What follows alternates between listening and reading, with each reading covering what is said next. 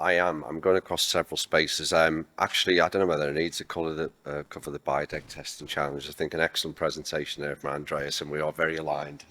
However, I'll still touch on that. But I think I'll bring some perspectives in as well about why this transition to next generation of sustainable polymers is so important for us as a fast-moving consumer goods company in terms of not only our overall sustainability agenda, but for what we call internally as well, designing for consumer trust.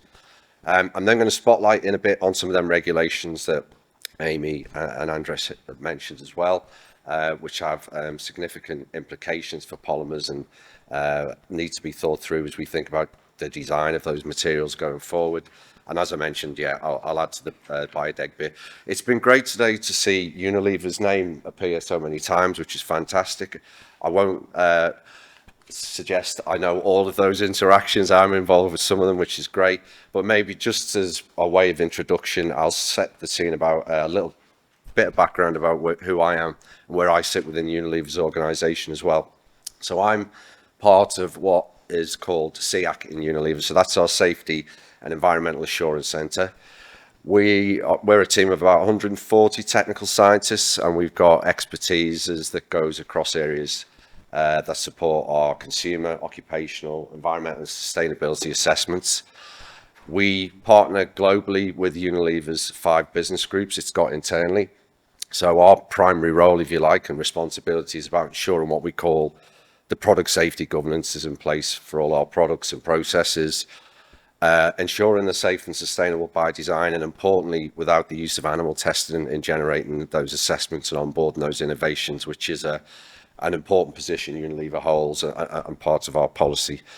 But as CX scientists as well, we play a role for Unilever as well in terms of leveraging externally our experts to work with key stakeholder groups. So NGOs, academics, regulators, governments to ensure we can maintain Unilever's business freedom to operate. Unilever is large in size. It now operates in over 190 countries. We reach 3.4 billion consumers who interact with our products every day. And I'll talk a little bit more now about this consumer piece as well. So just trying to anchor why activities like this as well are so important to us and where they fit in our broader sustainability agenda. This is my version of a very elevated timeline with some significant moments of Unilever's sustainability journey, which I'll just mention. So going back to 2010, we launched then what was called our Unilever Sustainable Living Plan. And for me, that is still very much the DNA, the blueprint of why we're involved in activities like this today. Born out of the time because our leaders were very acutely aware externally that there was huge challenges with the climate emergency, social inequality, health, environment concerns, and basically a realization that if we didn't drastically change our business model going forward, we wouldn't stay future fit, wouldn't stay relevant for our consumers either. So that for me is where it all starts. Fast forward to 2021, we had another significant moment, I would say, because we had a major business strategy refresh, and that sustainability strategy that was born out earlier was embedded and integrated end-to-end across the organisation. And that was really important because we weren't driving a business strategy agenda that was going to be at the behest then of the sustainability ambitions. Also importantly then, we launched what was called our Climate Transition Action Plan. Talked about the journey we've been on with sustainability, exactly how we derived our metrics, if you like, our calculations. We very transparently laid out our value chain, so where were we up to with scope 1 to scope 2, scope 3 emissions, and then talked about the targets we'd set ourselves. And then if you fast forward to today, that action plan's been refreshed. I'd say that the 4 key pillars that are our focus have been inherent throughout, really. It's related to climate, nature, plastics and livelihoods. The little image on the bottom now, I think, is an important activity we're underway with now, that's talked about in our action plan called our Supplier Climate Programme. Our Scope 1, Scope 2 emissions are something that we can have much more control over, obviously, and accelerate the progression and our targets we've got in them.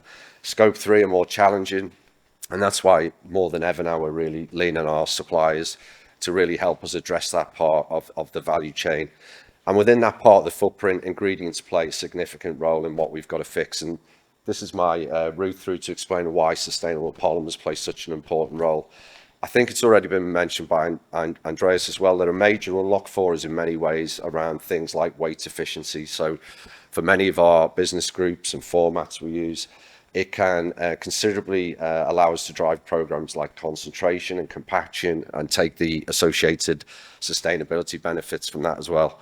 And not downplay it all as well, they bring some real superiority benefits in lots of our products that our consumers want as well.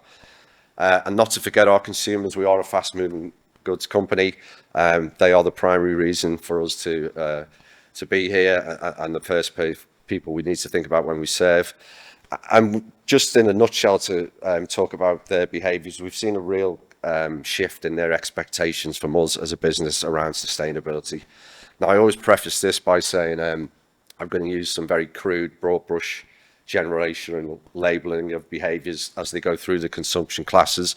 But boomers weren't really considerate of sustainability. As Gen X came through, we started to hear it being talked about more and more. However, we didn't see that translate to a different behaviour then at the point of consumption. It was really when the millennials started to become quite a dominant part of our footprint in the consumer base. They really started to challenge us more about sustainability.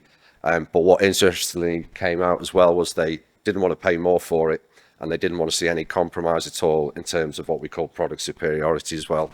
And now we're going through another shift as well with the Gen Zennials, who are, I think, holding us much more to account, I would say, around what more and more we call the product proof, that so the robust evidence that what we're talking about with respect to sustainability, they want to see that evidence themselves, and that's why we are leaning heavily more and more on our suppliers as well. So just to give you, bring the consumers into the story today as well. It doesn't finish there for us. I think other important communities are increasingly holding us to account on how we're driving this. It was interesting hearing about investors before and de-risking. Investors very much backed the Climate Transition Action Plan I spoke about before. It got overwhelmingly backed its shareholder vote, so they're very much now holding us down on the progress we're making of transitioning out of fossil fuels, and also our progress to things like net zero, scrutinising more and more things like not wanting to be exposed to products or brands associated with animal testing or maybe containing ingredients of concern. Customers, so likewise, the way we're reaching out for our suppliers more and more, our customers are doing the same to us as part of their value chain to help us and let them achieve their science-based targets initiatives as well. Regulations are going to dip into a little bit more now in the next few slides, but you've heard it today in the two presentations before me as well. There's some of the most significant shifts happening now in the regulatory landscape, particularly within Europe. New legislations, new directives, new environmental reporting standards, which are all things now that we have to consider managing those stakeholder groups. And I've added NGOs on there as well. I've tried to give some sense of the scale of what Unilever operates at in terms of the reach we have and how many countries we're in. But of course, some of the big systemic change that's needed around the major social environmental challenges, we can't do on our own. And of course, we can drive that through collaborations through NGOs as well. So that's just a bit of an insight into our stakeholders that we need to manage beyond consumers as well. Focusing it back in now on that evolving regulatory landscape, and you've started to hear about this today, but I think specifically pertinent to polymers as well. We've been or seen the Green Deal launched, where Europe looks to strive to become the first climate neutral continent. A whole host, as I mentioned, of legislation, directives, revisions of directives are underway or have been now. One of the most significant linked to what's called the Chemical Strategy for Sustainability, which again, Europe or the Commission's mission is what it says about going towards a toxic-free environment. And within that, one of the most significant changes, though, is the proposal within REACH now to include polymers going forward. As you heard before, polymers are currently not included and haven't been in the past. The monomers of the polymers do have to be registered. And just to give some scale of the task, some evaluations have been done around numbers now, essentially of materials that are in scope. There's proposed that there's over 200,000 polymers on the market in Europe that would all, at least at the bare minimum, require the notification step when this revision happens.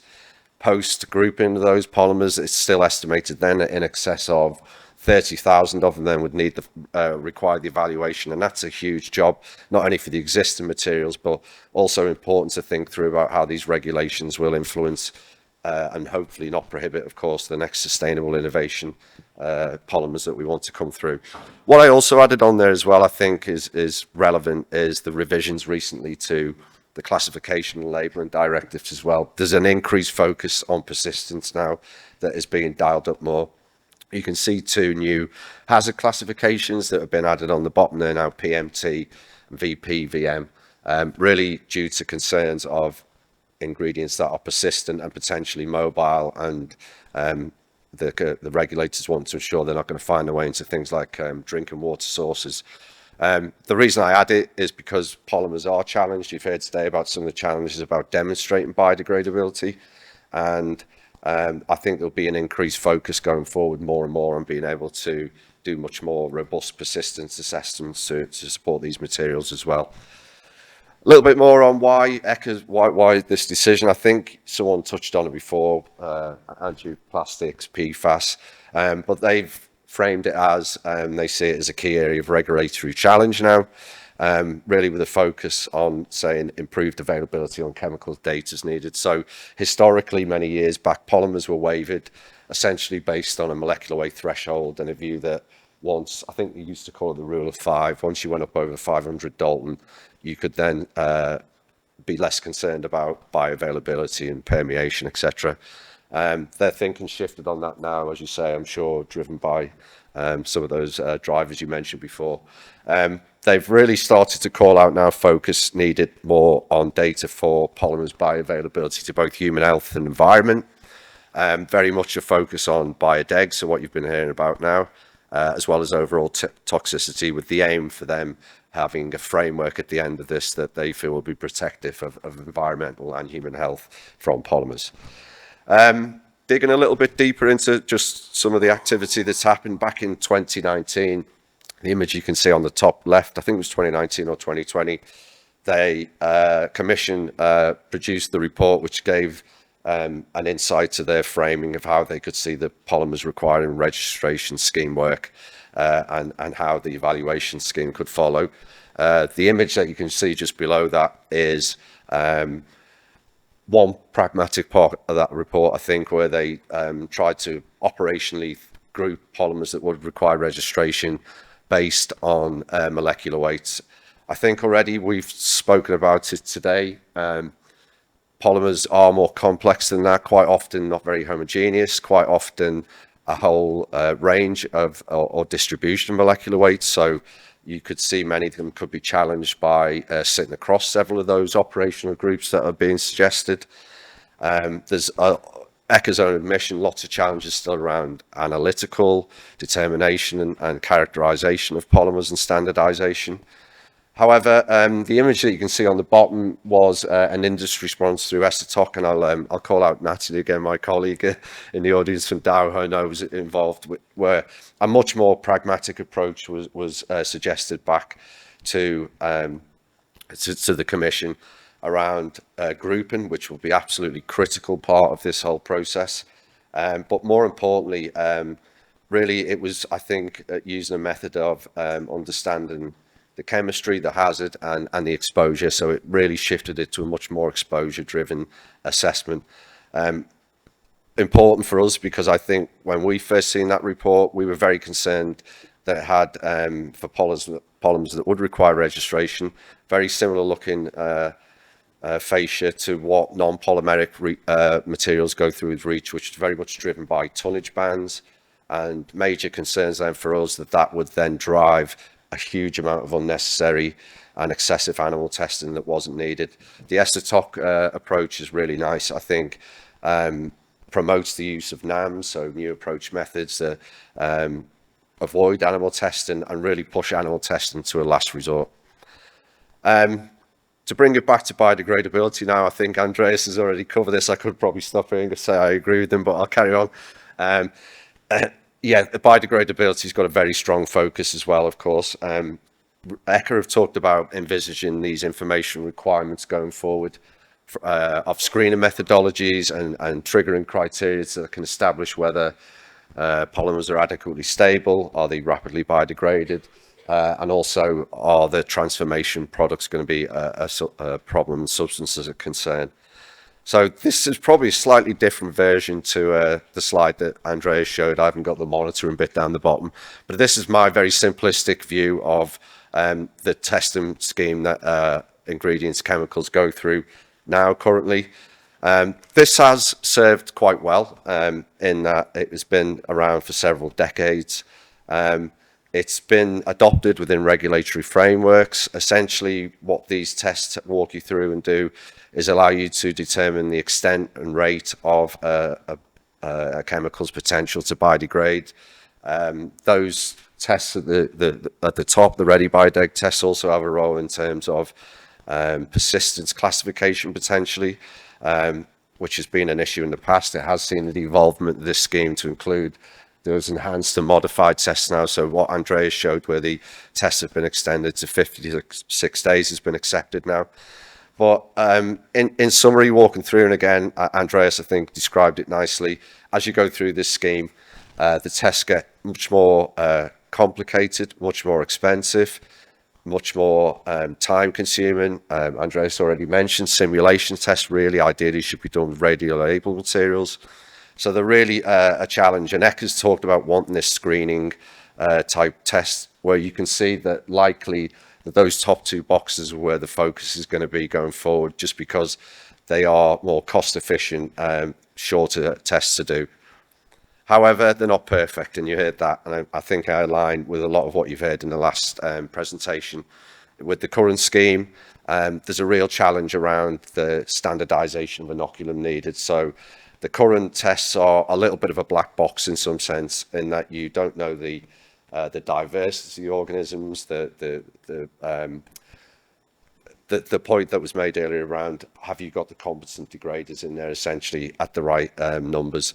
So I think a lot of effort needs to be focused on that to ensure polymers are given the best chance going forward, even exploring the mixing of inocular to look at different sources now, not just activated sludge, but other bacteria that will be very helpful in promoting the biodegradability.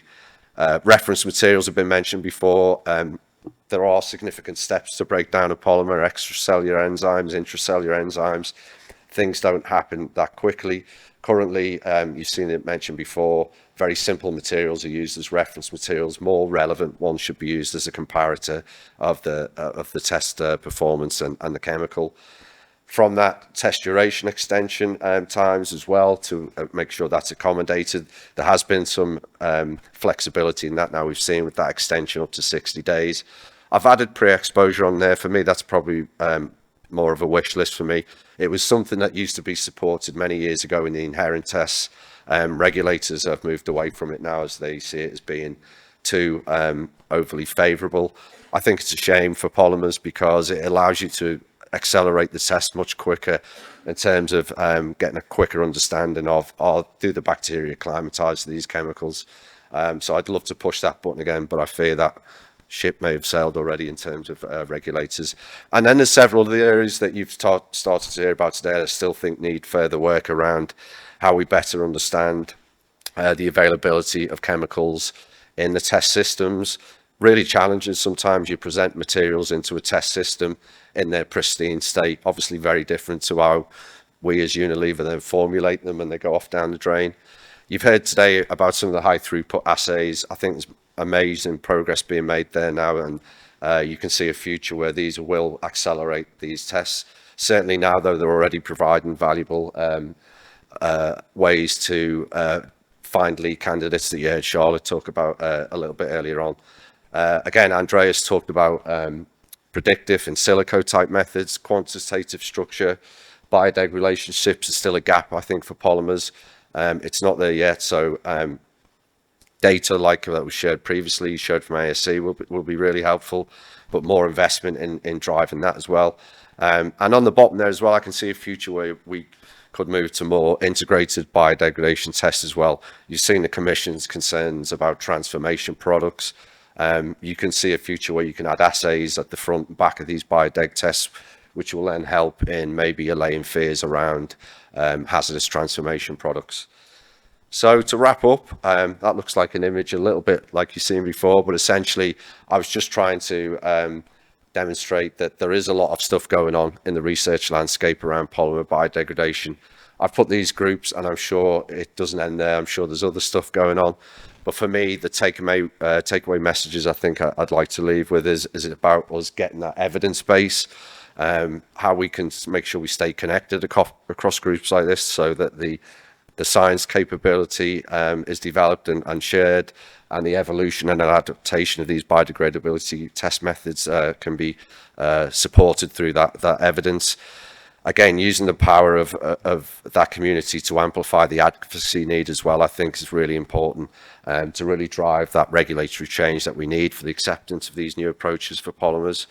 And then last but by no means least, of course, still really key is the whole aspect of design for biodegradable. The more we can obviously design these materials going forward structurally, architecturally, to be much more accessible, amenable to microorganisms, of course, that helps along the journey as well. So at that point, I'll say thank you and take any questions. Thank you very much, Bill.